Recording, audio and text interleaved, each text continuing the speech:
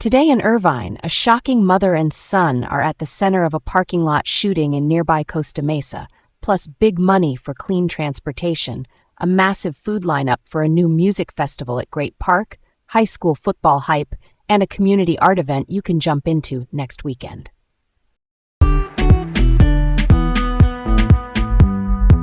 I'm Leah. And I'm Garrett. Welcome to Laid Back Local, the news of the day with Leah and Garrett in Irvine. First up, mother-son duo arrested after Costa Mesa parking lot shooting. Let's set the scene for this one. Costa Mesa police say a shooting happened around 7:35 a.m. in a Stater Bras grocery parking lot. That's over by the 55 for folks keeping track. One victim was critically injured and taken to the hospital. Later that day, officers arrested two suspects at a nearby apartment complex. 37-year-old Rodney Rich and his 63-year-old mother, Tammy Walker. Both are facing attempted murder charges. That means prosecutors say someone tried to kill, but the victim survived. Walker is also accused of conspiracy, which means agreeing or planning with someone to commit a crime. Police also booked Rich on resisting a peace officer. The motive is still unclear. No word yet on what led up to this or any prior connection to the victim. We'll keep an eye on this story as more comes out. Yeah, that's a curveball. A mother and son together in something this violent is definitely not what I expected. The why here matters. Was there some dispute? Was this random? We just do not know yet. In the meantime, public safety-wise, if you're in that Costa Mesa Stater Bras area, keep it chill and stay aware. Early mornings can be busy with folks grabbing groceries before work. And if anyone saw anything, that's one to share with Costa Mesa police. Even small details can help investigators piece together a timeline. All right, let's shift gears. Next up, California's $95 million green drive, boosting EV and hydrogen infrastructure. Here's the gist. The California Energy Commission approved about $95.2 million to expand charging for electric vehicles and refueling for hydrogen-powered cars across the state. When we say infrastructure, we mean the physical stuff that makes a system work. In this case, charging stations, refueling sites, and electrical equipment. The funds break down like this. $48 million for light-duty EV charging, that's your typical passenger cars. $30.2 million for medium and heavy-duty charging, think delivery trucks and big rigs. $15 million for hydrogen refueling stations. Those are pumps that fill hydrogen fuel cell cars. And $2 million for workforce training, essentially teaching people the skills to install, maintain, and operate this tech. At least half of the money is dedicated to low-income and disadvantaged communities, areas that often deal with higher pollution and less access to clean transportation.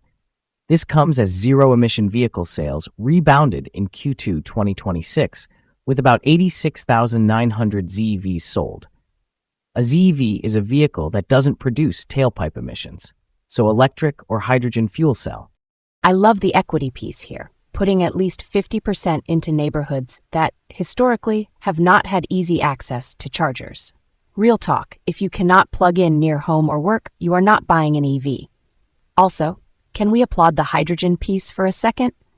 Hydrogen refueling is like a gas station-style experience for fuel cell cars. Quick fill, long range. It often gets overshadowed by plug-in EVs, but giving drivers choices is a good thing. And the training funds, that's smart. Building the stations is one thing. Having local skilled people to keep them running is how we make it stick long-term. Next up, feast your senses. Culinary delights at Daisy Chain Fields Festival. This one's in our backyard at Great Park in Irvine. That's the big sports and events complex with those huge fields and the orange balloon. Debuting in late August, the festival is planning for over 45,000 attendees. More than 50 food and drink vendors are locked in, with a special emphasis on women-owned businesses and plenty of dietary-friendly options, vegan, vegetarian, and gluten-free included. Highlights range from Kogi, Roy Choi's famous Korean-Mexican fusion truck, to Dave's hot chicken and salt and straw ice cream. We're talking everything from lobster garlic noodles to Korean-style corn dogs, plus a sweep of Asian and Latin American flavors. The founder is Olivia Rodrigo, the Grammy-winning singer-songwriter, and the music lineup is female-led, including legends like Stevie Nicks and artists like Mitski. If you're going, pack patience and water. Big crowds mean lines, but the food list is stacked. I'm down for that. The vendor lineup is like a world tour on a plate. Love that they're centering women-led kitchens. That's a solid point of difference. And with the dietary options, if your friend group is a mix of vegan, gluten-free, and spicy food fans, you can still all eat together. That hits different. Pro tip from me, bring a small reusable tote and napkins, and maybe split dishes so you can sample more without tapping out early. Next up, Jeremiah Williams, the gentle giant dominating Tustin's football scene. Okay, so Jeremiah Williams is a senior at Tustin High School. He's a standout defensive tackle. That's the big guy in the middle of the defensive line who clogs running lanes and pressures the quarterback. And he's also a fullback, the bruiser who blocks and can run the ball in short yardage. Last season, he racked up 24 tackles for loss and scored 7 touchdowns, which is wild for a player doing double duty. He's ranked number 3 among Orange County's top football players and has committed to BYU, Brigham Young University in Utah, for college ball. Word is he'd love to keep running the rock at the next level too. Off the field, coaches say he's a big softy with a sense of humor, locker room impersonations and all. His senior season kicks off against San Clemente, a perennial tough opponent, so it should be a test right out of the gate. Bonus note, he was Delta League MVP in 2025, which shows the consistency is there. This one really resonates with me. I love when an athlete brings heart off the field and fire on it. That dual personality, channeling the intensity into football, is such a powerful outlet. Committing to BYU says a lot. That program does not hand out scholarships lightly. Also, the comparisons to him being light on his feet, like Michael Jackson quick, are wild for someone his size.